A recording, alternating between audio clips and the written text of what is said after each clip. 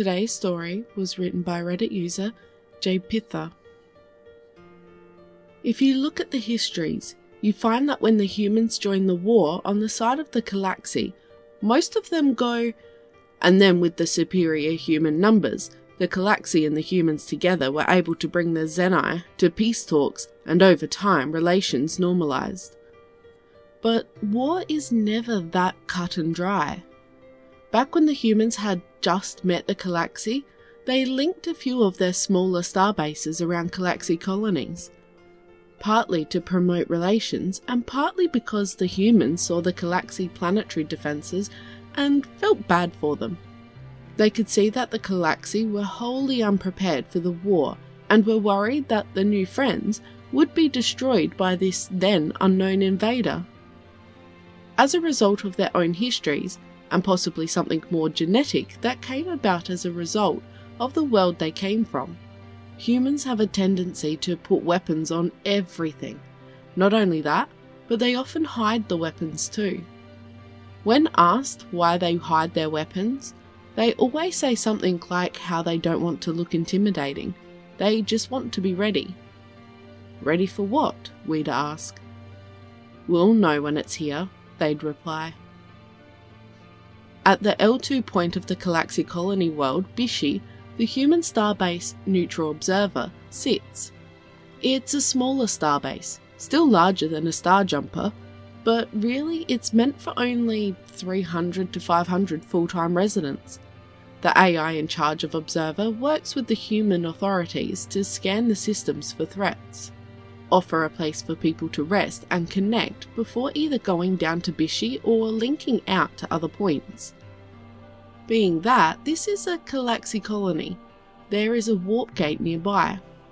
The humans still prefer to use their own transit methods, but most everyone else uses the gates. About 2 months after the Observer was installed, Captain Ren Fallerman of the galaxy research vessel Innen stops by on the way out from taking on supplies and scientists at Bishi. Captain Fallerman is invited to dinner by the commander of the Neutral Observer, Vivian Baker. The meal is simple, but well prepared, and Vivian makes sure there are plenty of galaxy-compatible foods being served. Without even bothering to direct the message to Commander Baker direct, Neutral Observer comes over the public PA. Commander, there is activity at the warp gate. Missiles incoming. Estimated time is 8 minutes. Vivian is so startled she drops her fork. What? Announce action stations. Unleash the point defense arrays. Do we have any missiles free we can launch to intercept? Intercept solution is being computed now. When a solution is found, you have permission to fire. I'll head to the command deck. Aye, Commander. As the action station's alarm sounded, Vivian stood. I'm sorry, Captain Fallerman, but I must attend to this. If there are missiles incoming, I recommend that the Innen stays inside the docking bay. You don't have a wormhole generator, and it looks like the Zeni are launching an attack from the warp gate. You are welcome to accompany me and observe if you'd like. Ren Fallerman stood as well. Yes, I would like to observe if I can, but I don't wish to get in the way. Vivian shook her head. It should be fine. This way, please. She led Naren through the starbase at a quick pace. As they walked, they passed humans quickly, donning armoured pressure suits and opening lockers that Naren could have sworn weren't there a moment ago, and taking out rifles. Are you preparing to be boarded? Naren asked. Vivian turned to look at Naren as they walked, surprised. Yes, we are. How did you know? I was aboard Longview when the Zeni attacked. They lent us their wormhole generator to escape. I saw them prepare in a similar manner. Well then, you know more about us than I had anticipated. Do you have any insight about the attack? About when the Zeni attacked Longview? Ren shook her head. I linked out before I saw how Longview took care of the attackers. I never learned what happened in the end. Observer piped into their headsets at this point. Longview fired their star drive and played the exhaust over the attacking Zeni ships. They were completely destroyed. My goodness, Vivian blinked in surprise. That would do it. Okay then, Ren, what do you know about the Zenai tactics more generally? Ren's tail twitched in thought. They usually begin with a missile barrage, trying to soften defences. After that, they'll come at us with everything they have, bringing a pitched battle. They rely on superior numbers to overwhelm and defeat. With only neutral observer here, they will probably try to do the same. Good, Vivian said. Observer, did you get those beacons out? I did, Commander. They linked away 27 seconds ago. Ren flicked her ears, a raised eyebrow, but the commander missed the body language. What will beacons do? They're faster than anything we have for getting a message out. We link them to 2 secret locations where we can get word that we need help. We just need to hold out until some of the fleet can link back in and assist. They arrived at the command deck. As they walked in, the XO saluted and shouted, "Commander on deck." Everyone stood and saluted. As you were, Vivian said, and sat in the commander's chair. Ren took a small chair behind and to the side, out of the way. Status?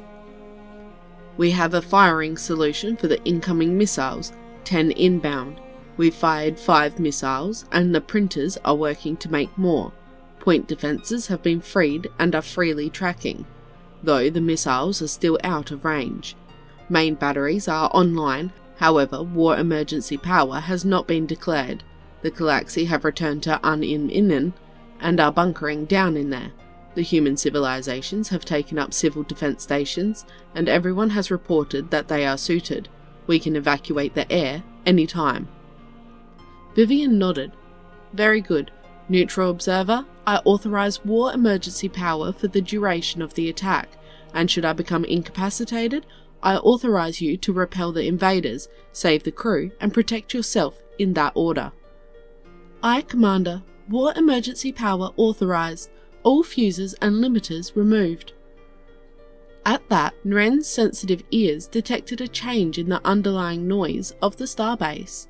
The constant low-level hum of the power systems became more of a strained whine, a sound of power barely restrained. Neutral observer, please configure for defense. Release the main, secondary and tertiary batteries. Print missiles at will. And do your best to keep the point defense slug towers filled with ammunition. Seal the command deck and stow the air. Aye, Commander. At that, Ren's sense of balance felt the movement. The entire starbase was moving, sliding decks, unfolding panels, and reconfiguring itself to be more defensible.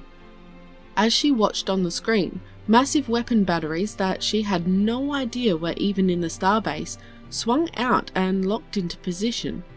Within a few minutes, Neutral Observer was bristling with weaponry. It was the most weapons Ren had ever seen on a ship or starbase anywhere. Commander, Ren started quietly. Can all human starbases do this? Do what? Vivian answered while looking at a status screen, not turning to face Ren. Reconfigure themselves into such a war machine. Vivian turned and looked at the worried Galaxy.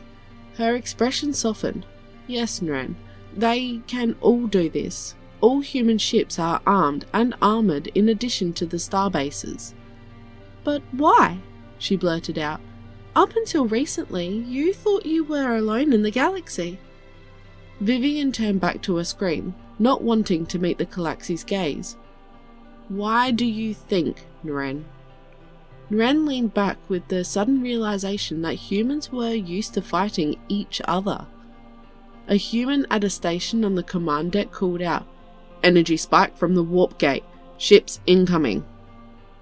Vivian turned again to look at the small Galaxy captain, her expression neutral. Ren, watch and see what humans do. She turned back to the screen. Fire at will.